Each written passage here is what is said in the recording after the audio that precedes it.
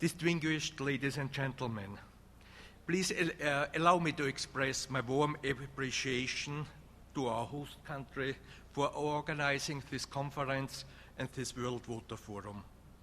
The first issue Austria would like to address is access to water and to sanitation for all. For Austria, access to water and access to sanitation is at the core of sustainable development.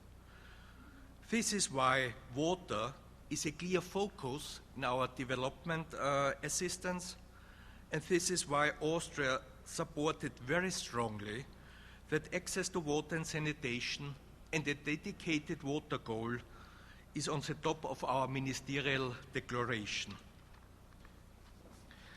The second issue I would like to address is transboundary cooperation. Here I do not want to hide that we would have preferred to be much more explicit on this issue. We are strongly convinced that a close look at experiences and practices in place are providing inspiration to shape and to tailor cooperation in all transboundary river basins.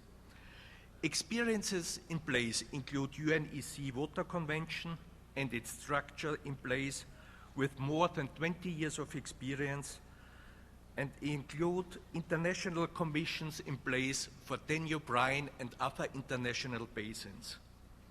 We invite you cordially to visit the structures in place and to make your own impression on transboundary cooperation.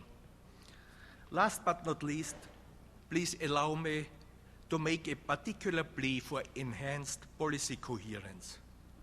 Ministers for water are responsible to ensure that the appropriate infrastructure is in place to secure water, energy, and food for all. However, conservation and protection of ecosystems and biodiversity is often left to our colleagues responsible for environment.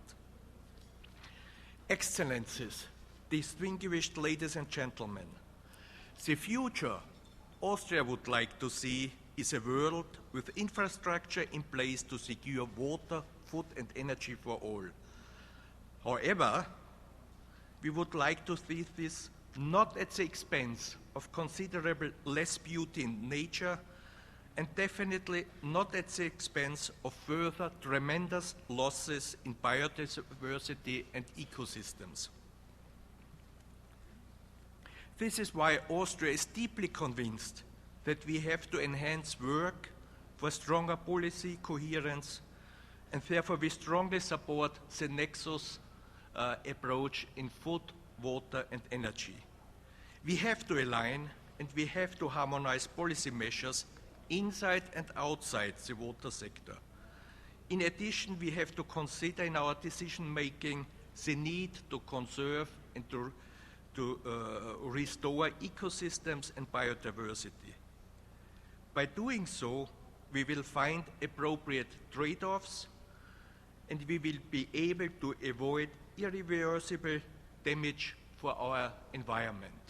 Thank you very much for your kind attention.